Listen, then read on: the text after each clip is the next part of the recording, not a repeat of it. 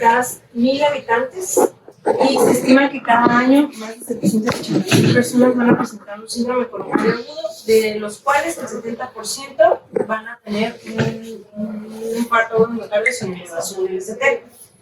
En lo que es en México, que es el Renacita 2, el síndrome coronario agudo sin elevación del ST se presentó en 43.7 de los ingresos hospitalarios, y lo que es parte de Europa se ha registrado una incidencia anual de aproximadamente 3 por cada 1,000 habitantes en lo que es admisión hospitalaria.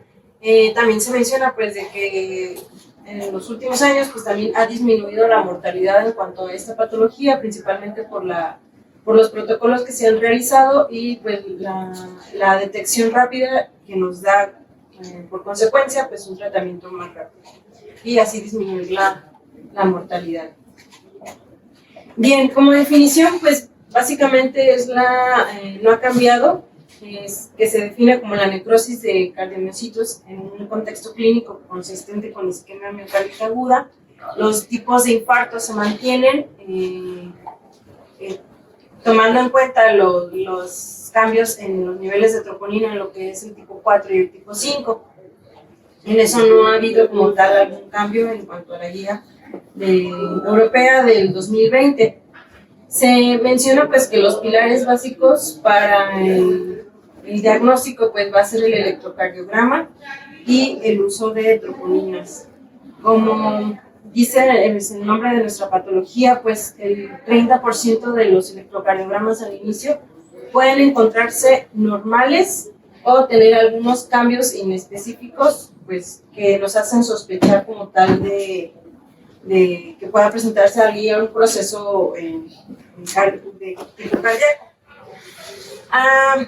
Lo que es en cuanto a las definiciones de infradesnivel o supradesnivel, no hay cambios respecto a la cuarta definición de infarto, y sin embargo pueden existir otros patrones además de los infra o supradesniveles del ST, otros patrones que más adelante vamos a especificar. Y también, pues, otro pilar importante son el uso de las troponinas. Si bien hay un protocolo que nos habla sobre el rule-in y el rule-out, que nos habla sobre la toma al inicio de las troponinas, así como el control posterior. En esta actualización del 2020 nos habla de que se debe de tomar en la hora cero una troponina de alta sensibilidad y a la hora. Este es como lo marca como lo ideal, y a la tercera hora si es necesario. En guías anteriores se mencionaba lo que era la hora 0 y a la hora 3, pero principalmente porque no estaba tan marcado el uso de las troponinas de alta sensibilidad. Por eso es lo que se hace ahora el cambio. Se mencionan también otros biomarcadores, los cuales no los manejan como de rutina y se pueden hacer como complementarios, y mencionaron que en cuanto al ACPK-MB nos podía dar como sospecha de un posible o usar posiblemente en el uso de reinfarto. Y pues como les comentaba, la determinación de la troponina de alta sensibilidad, pues ahora que ya está un poco más accesible en diferentes centros médicos, ya que pues la determinación convencional pues nos daba pie a que la pudiéramos mencionar como una probablemente normal o como una probablemente patológica, y pues la patológica. Y ya las de alta sensibilidad pues ya nos da como mayor margen para decir si es patológica o si es normal. Bueno, aquí menciono uno de algunos cambios que se mencionan en la guía. Como les mencionaba, el 30% de los pacientes que se presentan pueden tener un electrocardiograma normal. Sin embargo, pues la sospecha clínica nos hará a estudiarlo más. También puede haber inversiones de la onda T, depresiones del segmento ST y también elevación transitoria del segmento ST. Se mencionaba también lo que era el patrón de Wellens, que nos pudiera dar como sospecha, la inversión de la onda Q, y también que el voltaje del Q QRS fuera disminuido. Eso también lo mencionaba como probable sospecha. Y como les había mencionado anteriormente, pues todos estos cambios pues, no son patognomónicos del infarto sin elevación, pero nos pueden orientar a que puede existir algún proceso de isquemia. Bueno, aquí tengo, este es un electrocardiograma donde vemos lo que es un infradesnivel del ST en lo que son D2, D3 y ABF, que tienen que tener, igual que en el de elevación del ST, deben de ser derivaciones continuas. Y aquí también podemos ver en B5 y B6. Este es un cuadro que nos dice la guía de la ESC, ahí no se da mejor, sí, donde nos habla sobre cómo podemos integrar el diagnóstico, ya sea con la sintomatología del paciente, que puede ir desde baja sospecha hasta una alta sospecha. Aquí pues nos marca cómo son en las localizaciones más comunes que se puede presentar el dolor. Nos habla sobre los cambios del electrocardiograma, pues el electrocardiograma normal, depresión del ST e inclusive llegar hasta elevación del ST. Nos habla sobre la concentración de la troponina de alta sensibilidad en la hora cero y con la toma a las 2 o 3 horas, dependiendo de qué es lo que podamos hacer en nuestra institución. Y también habla sobre que dependiendo de la clínica, del electrocardiograma y de las troponinas, pues ver si podemos descartar el infarto, observarlo o considerarlo ya como tal el establecimiento del infarto, ya clasificarlo y pues si descartamos el infarto, buscar algunas otras causas de lo que presenta la clínica de este paciente. Es más o menos lo que les había comentado del ruling influla, que ahorita lo vamos a ver más. Bien, nos hablaba también sobre en los pacientes que presentaban probabilidad alta la necesidad de realizar una angiografía, que ahorita vamos a hablar sobre los tiempos. Y la probabilidad intermedia nos mencionaba que era necesario individualizar la realización o no de imágenes, dependiendo pues, de qué tanta sospecha podamos tener. Se mencionaba que además de la angiografía como tal, podíamos hacer una angiografía computarizada por tomografía. Eso la verdad yo nunca lo he visto, pero se mencionaba que inclusive podía ser mejor o más recomendable sobre el ecoestrés y sobre todo sobre el electrocardiograma posterior al ejercicio. Y pues también realizar troponina a las 3 horas para ver si hubo algún cambio respecto a la troponina en la hora cero. Y si nuestro paciente presentaba una probabilidad baja, pues descartar y o buscar alguna otra causa de la clínica. Otros exámenes que se mencionan pues es el péptido natriurético, realizar troponinas seriadas y la monitorización constante con el electrocardiograma. Se mencionaba que para diagnósticos diferenciales pues podíamos utilizar lo que era el dímero D. Sin embargo, pues eso era más cuando podíamos hacer algunas, porque tendríamos sospecha de algún otro diagnóstico, solicitarlo. También era importante tener en cuenta sobre la variación de las troponinas en cuanto al paciente, si es un paciente ya mayor o si es un paciente joven, si tiene enfermedad renal crónica, la duración del cuadro clínico y aunque menos sensible o específico el sexo, que se mencionaba que en los hombres podía presentarse elevaciones más altas en cuanto a la troponina. Y este es un esquema que nos menciona sobre el rule-in y el rule-out.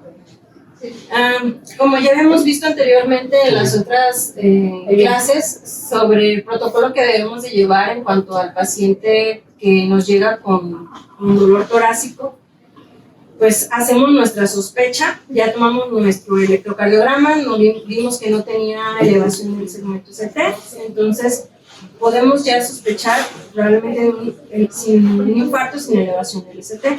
Tomamos nuestra troponina a la hora 0, si vemos que está muy baja o baja, o si a la hora no hubo como tal cambios, descartamos que haya presentado esta patología y se puede decidir en dar de alta al paciente. O si la toma de la troponina, los niveles son altos o hubo un gran cambio a la primera hora, podemos confirmar la patología y ahora sí decidir la realización de la angiografía o la ecocardiografía. Esto es importante pues para que en un servicio de urgencias o en visual, no sé, que empiece algún paciente con dolor, pues tener como un protocolo de estudio, eso porque así lo marca la guía. Inclusive ese protocolo habla sobre el uso de la toma de radiografía, toma de BDP y todo eso. Ahí en ese es importante saber qué tipo de troponina tienen en su hospital. No. Deben de saber por qué tipo de inmunoensayo miden la troponina que tienen, porque dependiendo de la troponina y el inmunoensayo que utilizan en su hospital, es el límite que se va a considerar como bajo o muy bajo o alto. Entonces no es el mismo valor para todo el tiempo. Dependiendo del tipo de troponina que tengan en el hospital, es el valor que le van a dar a un valor muy bajo o un valor alto. Entonces ahí pues lo que se tiene que hacer es en el hospital donde estén ustedes, ir al laboratorio y preguntar qué tipo de troponina tienen y cuáles son los valores que deben de considerar.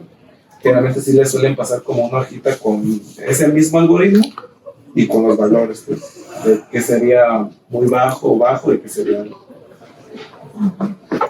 Aquí, pues sí, aquí la troponina que se manejaba aquí, antes de que cambiamos de laboratorio en esta vez, en bajo creo que era un valor de 2 o 5 y en alto era 100 al inicio o venta de 10 a la hora, si no mal recuerdo. Pero ahorita con la que hay ahorita, pues quién sabe.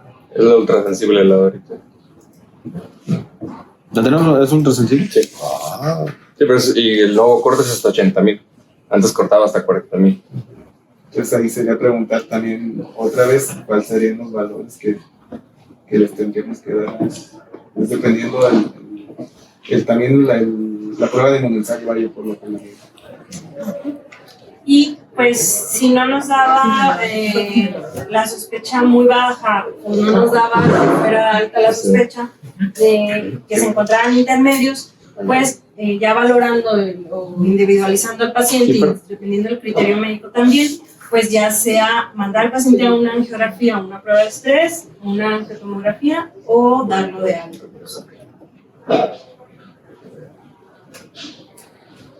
Esta es otra imagen en cuanto a los intervalos de tiempo que nos marca la guía de la ES. Bueno, sabemos que tomamos nuestro electrocardiograma en menos de 10 minutos, eso no hay ningún cambio.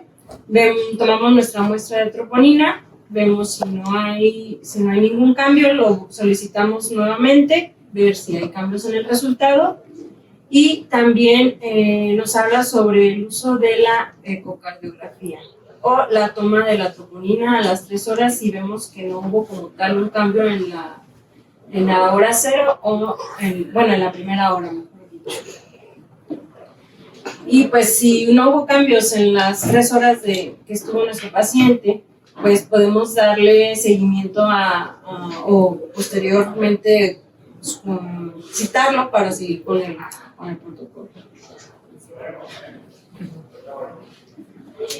Y también en cuanto a la guía de práctica clínica, que básicamente es la que nos dirige, también nos habla sobre la estratificación del riesgo, dependiendo o ya utilizando el TIMI y el GRACE, que en esta guía de la ESP, pues no habla mucho sobre el TIMI, no le da como tal mucha evidencia. La Janspro azul. Es mal.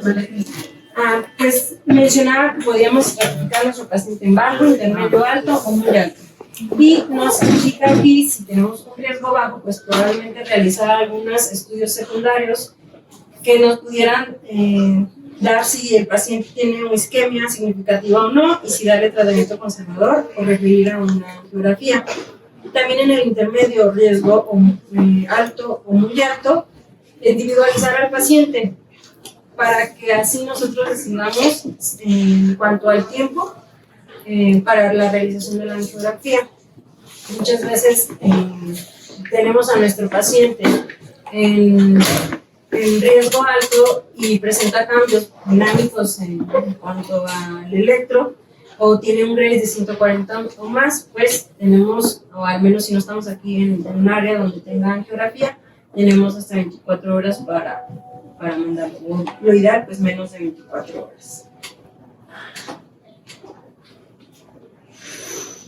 Bien, en cuanto al tratamiento, nos habla esta guía referente a los nitratos que solo se deben de administrar si hay presencia de síntomas. Si no refiere al paciente sintomatología como tal, lo mejor sería no administrarlo.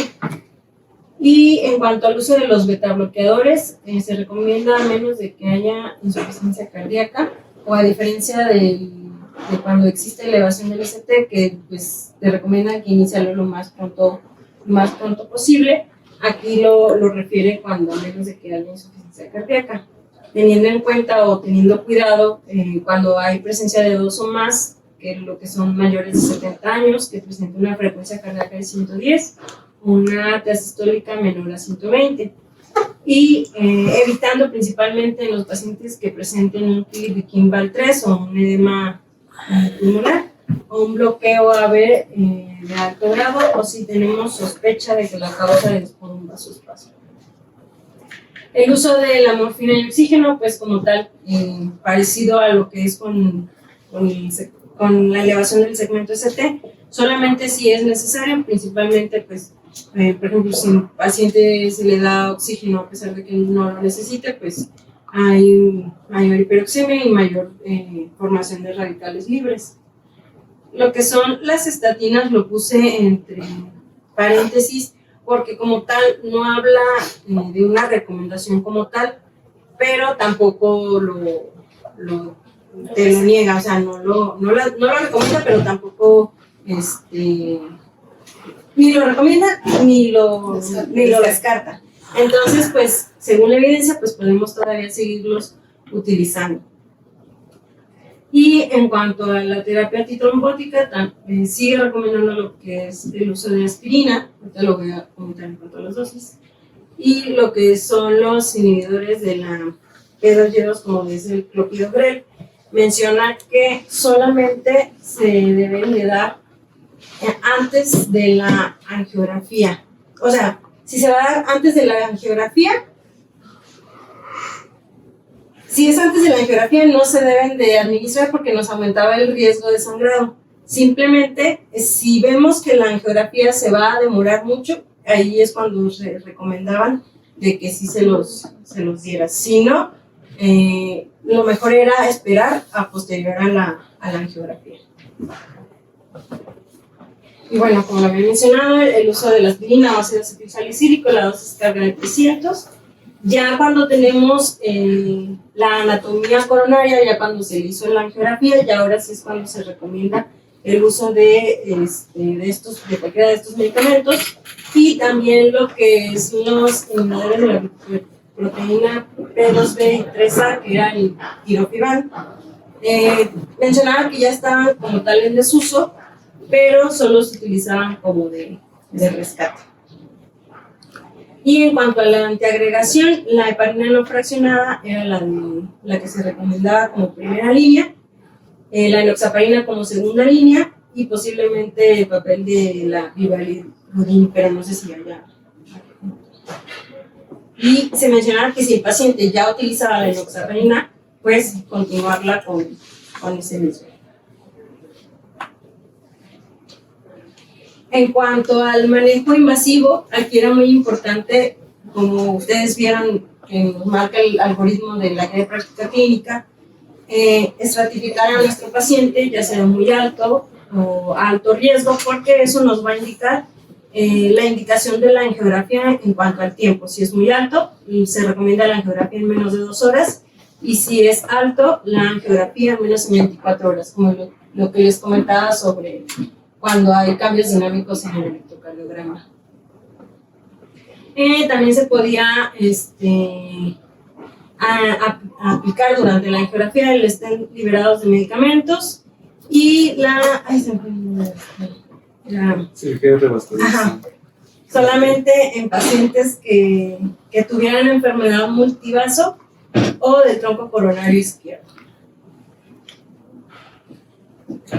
Y este es un algoritmo en cuanto al uso del manejo invasivo, y aquí nos mencionaba lo que era el riesgo muy alto, si el paciente tenía inestabilidad hemodinámica, si presentaba choque cardiogénico, si el dolor era recurrente o el refractario al tratamiento que ya habíamos dado, si presentaba arritmias potencialmente mortales, si presentaba complicaciones mecánicas, si la insuficiencia cardíaca estaba relacionada al proceso del síndrome coronario agudo, si había depresión del ST más de 1 milímetro en 6 derivaciones y elevación en ABR y o B1, como tal, esta la manejaba como riesgo muy alto, y las de riesgo alto, lo que es el diagnóstico confirmado, los cambios dinámicos del segmento ST o del electrocardiograma, si hubo la necesidad de realizar RCP o si hubo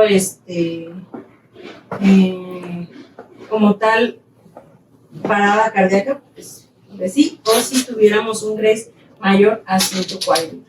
Y pues lo mencionaba aquí, igual, si teníamos la aparición de los síntomas, el primer contacto médico, se hace el diagnóstico de síndrome coronario agudo sin elevación del ST, y estamos en un centro que sí presente el índice P a corto plazo, y tenemos un riesgo muy alto, pues la invasión va a ser inmediata, en menos de 2 horas. Si no, pues la invasión temprana en menos de 24 horas, si te presentábamos un riesgo alto. Y si no presentábamos, y si estábamos en un lugar donde no tuviera ICP y tuviera un riesgo muy alto, pues trasladarlo de inmediato o hacerle una invasión selectiva dependiendo de la clínica del paciente. Pues, ahí en cuanto al riesgo bajo y el Grace, hacen más que nada referencia a los pacientes con angina, no con infarto. Porque el paciente, con el hecho de haberse ya clasificado con infarto SIN, ya es riesgo alto. Okay. Entonces el Grace y el riesgo bajo son para pacientes con angina. Si tú tienes un paciente con angina que no eleva troponínas, entonces que no cumple con criterios de infarto, pero tiene un Grace de 140, se clasifica como de alto riesgo y tiene que pasar a ICP temprano. Entonces no hay infartos sin elevación del ST de bajo riesgo, todos son de alto riesgo. Por eso lo menciona como muy alto o Por alto. eso tenemos confirmado ya alto. Vamos para aclarar eso de lo de bajo y lo de que es para pacientes con angina solamente. Okay. Y pues sería todo. Oh.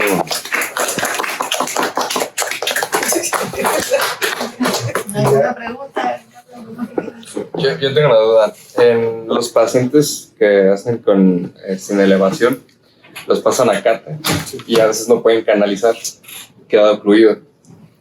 He leído que en esas ocasiones le dejan infusión de tirofibán y reintervienen en una segunda intención después, pero nunca he entendido cuánto tiempo después va la segunda intervención.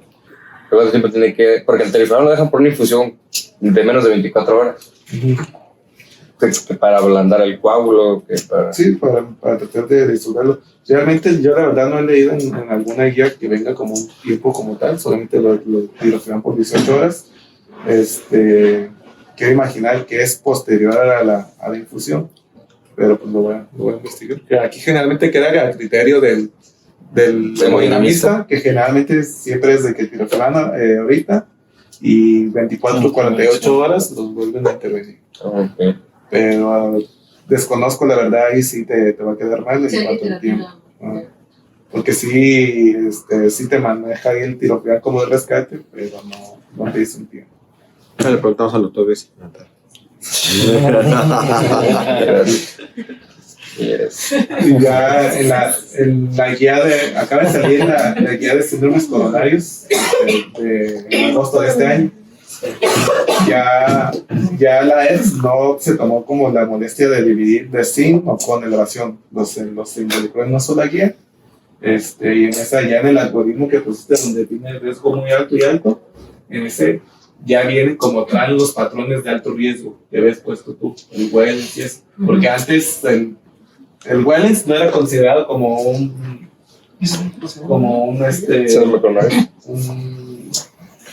paciente de alto riesgo. Entonces ya ahorita sí viene como tal ahí especificado de que cambios de la onda T, ya pues aquí teníamos mucho ese problema de que había hemodinamistas que no querían pasar esos, de que no, a menos que sí cumplieran un GRACE alto como tal, pues ya te lo pasaban, pero a veces el GRACE, paciente con angina inestable no cumplía ese GRACE, pero era un patrón electrocardiográfico de alto riesgo, no te lo querían pasar al paciente y a veces me imagino que por asintomáticos no le va el GRACE, se quedaba. Exactamente. Pero tú veías el electro y dices, no, este paciente, donde se me ocurra hacer una angina, pues. Pero ahorita ya la guía nueva ya te toma esos patrones de alto riesgo como de alto riesgo y te tienen que pasar acá en los primeros 24 horas. ¿La última guía es de cuándo? ¿Del 2022? No, acaba de salir en agosto. En agosto de este año salió la. ¿Salió aquí en la noche, güey? No le lees el ayer. No atrasaban. Pero ya no. Antes salía guía con y guía sin. Y ya la de este año. Ya unificó. Síndrome coronario agudos. Ya lo unificó. Es que era de 2017, creo. 18. No, ya 5 años ya me tocaba. Fusión. Sí, ya acá. Pues salió uno de. Sin elevación de la Z, ¿no? El 2021, Pro. Es de la Asociación Española de Cardiología, me parece, pero de la ESC. Es esa. De la ESC. Es que la asociación. Es que. Sí, seguro. Porque no hay una de las asociaciones mexicanas de cardiología. Ajá, eso, perdón. Entonces la SEC, ¿no? Y entonces la ESC. La GPC. Se acaba de salir una de la GPC. Pero pues, bueno, con esa nos van a debutar. Sí, o sea, de las guías es, si mal no me acuerdo, en el 2021 creo que salió una, ¿no? Sí, la elevación del ST. Es que. Yo era del 2023. No, porque la que salió en el 2023 sí la... Es que en el 2023 Ajá. ya no hay guía de con y guía sin. O sea, es la misma para todos. Para los dos. Pásala para leer más los recuadros. La recomendación. Sí. Se va a aventar la Son como 30,000 hojas de Oye, que por lo regular como 15 son de pura bibliografía. Sí. O sea, ya sé que tengo cara de Duolingo, no me lo traduce. Es que la Asociación Española de Cardiología agarra la guía de la ES y la traduce. Y es esa. Pero esa es la viejita, pues. Esta en acá no la traduce. No la van a traducir tan rápido. Hay un delay en Por eso le salía igual el Tepito ya está. sí, Ya está impresa.